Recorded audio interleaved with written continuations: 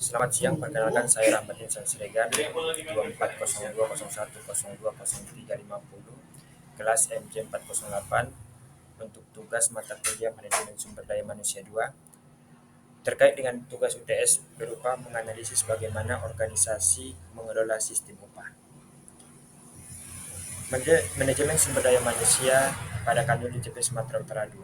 Seperti yang kita ketahui, manajemen sumber daya manusia adalah pilar yang sangat penting bagi keberhasilan setiap organisasi, tak terkecuali sektor publik seperti yang kita bahas hari ini. Kanwil ICP Sumatera Utara 2 memiliki tugas yang sangat kompleks, yaitu dalam menghimpun penerimaan negara dan juga pelayanan wajib pajak untuk mendukung tugas besar ini. Pengelolaan SDM yang efektif mutlak diperlukan. Dalam presentasi ini kita akan membedakan salah satu aspek terpenting dalam manajemen sistem sumber daya manusia pada kami di Sumatera Utara 2, yaitu sistem upah.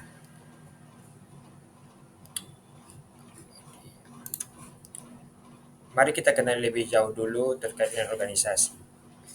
Visi Kanwil ICP Sumatera Utara 2 memiliki visi menjadi mitra terpercaya pembangunan bangsa untuk menghimpun penerimaan negara melalui penyelenggaraan administrasi perpajakan yang efisien, efektif, berintegritas, dan berkeadilan dalam rangka mendukung visi Kementerian Keuangan. Misinya itulah meningkatkan kepatuhan pajak melalui pelayanan berkualitas dan standarisasi, edukasi pengawasan yang efektif, serta penegakan hukum yang adil. Dalam mencapai visi dan misi tersebut, lingkup pekerjaan kami sangat luas. Bertugas memberikan layanan wajib pajak, melakukan pengawasan perpajakan, penegakan hukum, serta aktif dalam penyuluhan edukasi kepada masyarakat, serta struktur organisasi Kanwil ICP Sumatera Utara memiliki hierarki yang jelas, mulai dari kepala kantor hingga ke pelaksana di lapangan. Dan juga Kanwil ICP Sumatera Utara 2 membawahi beberapa kantor pelayanan pajak di seluruh wilayah kerja Kanwil ICP Sumatera Utara 2. Sekarang mari kita masuk ke salah satu aspek krusial dalam manajemen SDM, yaitu sistem upah di Kanwil ICP Sumatera Utara 2. Sistem ini dirancang untuk memastikan kompensasi yang adil dan memotivasi pegawai. Komponen dalam upah terdiri dari yang pertama gaji pokok yang disesuaikan berdasarkan golongan dan masa kerja pegawai, kemudian adanya tunjangan kinerja atau tukin, kemudian adanya tunjangan lain. Apa saja menjadi faktor penentu tukin? Yang pertama, besaran tukin sangat dipengaruhi oleh nilai jabatan dan kelas jabatan setiap pegawai. Capaian target penerimaan pajak organisasi juga menjadi faktor kunci. Artinya semakin baik kinerja organisasi dalam mencapai target, semakin besar potensi tunjangan kinerja yang diterima. Dan tentu kinerja individu dari masing-masing pegawai juga menjadi salah satu hal yang sangat penting. Sistem upah berbasis kinerja yang kami terapkan ini membawa beberapa keunggulan yang signifikan dalam pengelolaan SDM. Yang pertama, dan ini sangat terasa, itu motivasi yang tinggi. Adanya tunjangan kinerja yang signifikan memacu pegawai untuk mencapai target organisasi dan individu. Yang kedua, sistem ini menjadi daya tarik talenta yang kuat. Dengan tukin yang kompetitif, DJP menarik lulusan baru dan talenta yang terbaik. Yang ketiga, kami mengedepankan transparansi dan objektivitas. Perhitungan tunjangan kinerja jelas didasarkan pada kelas jabatan, capaian kinerja organisasi maupun capaian kinerja pegawai sehingga mengurangi ketidakadilan.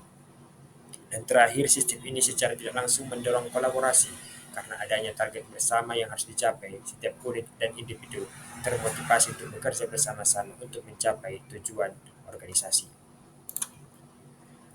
Meskipun memiliki banyak keunggulan, kami juga menyadari bahwa setiap sistem pasti memiliki sisi lain. Ada beberapa kekurangan yang perlu kita cermati dari sistem upah tersebut. Yang pertama, potensi tekanan dan stres. Ketergantungan pada target tinggi dapat menyebabkan demotivasi jika target tidak tercapai.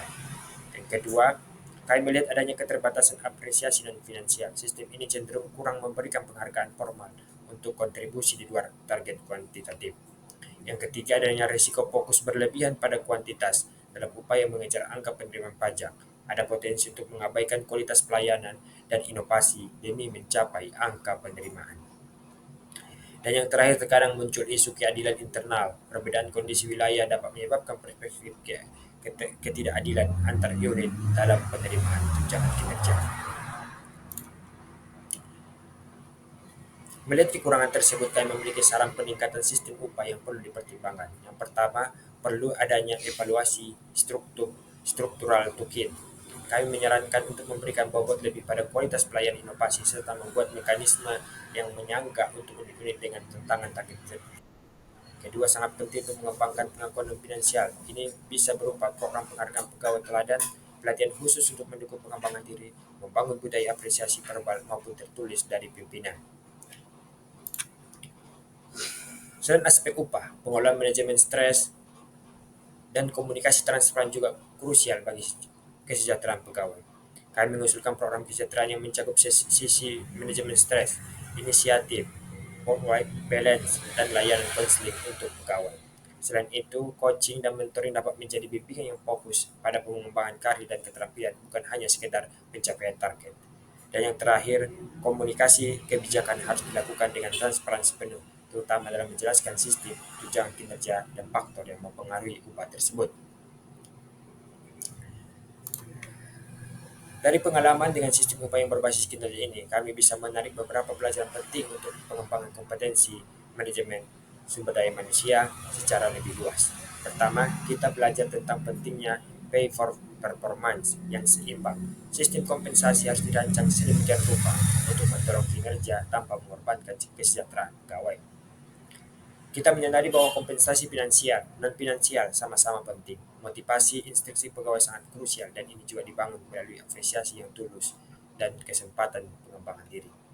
Dan yang terakhir, kita menekankan kembali peran manajemen SDM dalam keadilan. Manajemen SDM harus aktif mengelola persepsi keadilan di antara pegawai dan komunikasi setiap kebijakan dengan sangat baik untuk membangun lingkungan kerja yang positif dan adil. Manajemen sumber daya manusia di sektor publik, khususnya di kantor JP Sumatera Utara, menghadapi tantangan unik yang perlu pendekatan khusus. Salah satu tantangan terbesar adalah tantangan regulasi. Fleksibilitas sistem upah seringkali terbatas oleh aturan pemerintah yang ketat.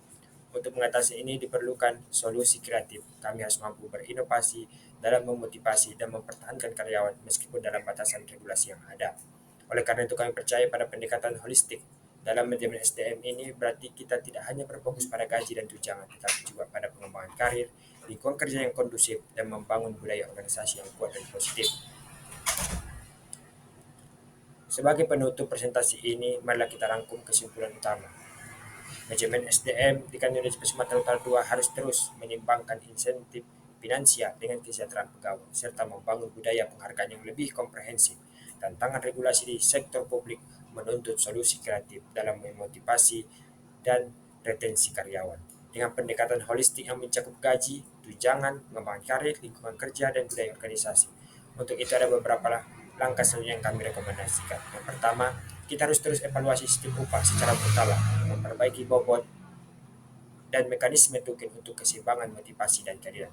Yang kedua, kembangkan apresiasi dan finansial. Mari kita selalu membangun budaya penghargaan, memberikan penghargaan untuk mendukung motivasi instruksi pegawai. Yang ketiga, fokus pada kesejahteraan pegawai, implementasikan program kesejahteraan dan coaching untuk mengurangi stres para pegawai.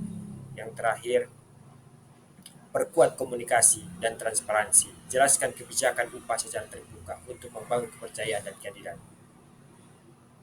Demikianlah pemaparan saya mengenai sistem upah di Kanwil JP Sumatera Utara 2. Semoga informasi ini memberikan gambaran yang jelas dan bermanfaat bagi kita semua.